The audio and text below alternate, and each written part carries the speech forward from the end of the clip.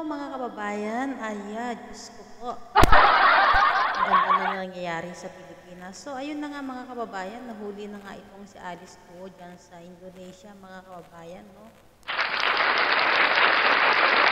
At good job sa Indonesian authority kasi nga sa ilang linggo lang talaga, no, wala nung paskil siya sa Interpol, talagang ginawa nila ng gusto, ginawa nila ng paraan talagang mahuli itong pugante na ito mga kababayan. No? So ito nga pala yung actual na paghuli nila kay Alice Guo. Yan. Buti ba nga, kumakapag yung mga pulis eh. Ayan. Excuse me. Hanggang magalang sila. Alam sekali. Come on. I'm Interpol. Hey Alice. Aduh. Alice. Come Alice. Alhamdulillah. Yes. Ya. Makasih ya. Alhamdulillah ya Allah. What happened? Ya. No, nothing happened. You just follow us, okay? Okay, let me change. Okay. So, ayun. So, ngayon nga, pinaprocess yung pinaprocess po yung kanyang deportation.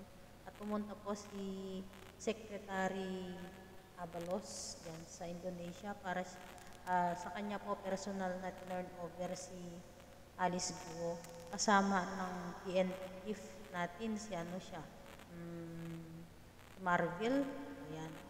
Tapos tignan mo ito mga kababayan. Tignan nyo sa screen. Na talagang tuwang-tuwa pa to si Alice Guo. Parang talagang hindi niya alam. Parang wala siyang pakialam sa batas ng Pilipinas. Siguro nasa isip niya na nasa kanya yung huling halak mga kababayan.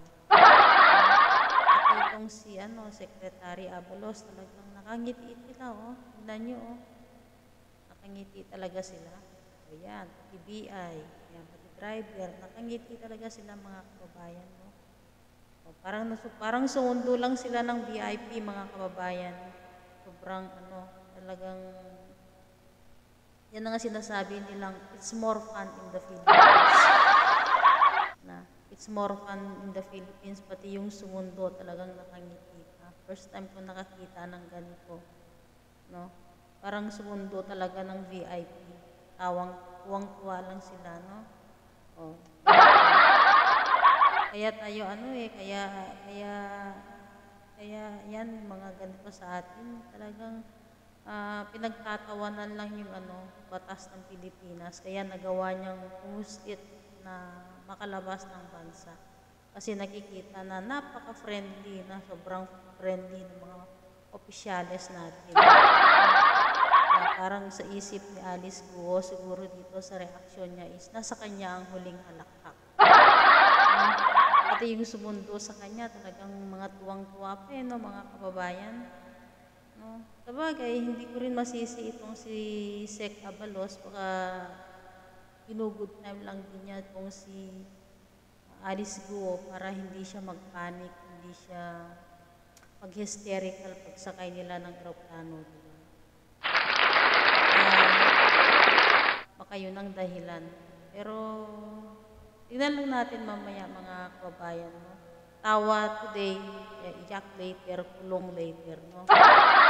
So, yun lang mga kababayan. Maya-maya konti, nandiyan na rin sila dyan mamaya-maya lang mga kababayan. Uwi na rin sila sa Pilipinas. Siguro nga, nasa loob na sila ng aircraft. Tignan natin kapag nakaharap ko sa Senado sa Lunes, tignan natin kung makakatawa pa itong si Alice Guo. Baka katulad din nito ni Sandra Ong na bumaba daw yung BP, tumaas daw yung blood sugar kaya hindi naka-attend kanina sa hearing gan sa Senado, no? Ganun naman talaga no? Kapag may mga kaso, ganun ang nangyayari. May kakilala nga ako dyan, dati presidente, naka-neck brace, naka-wheelchair ngayon.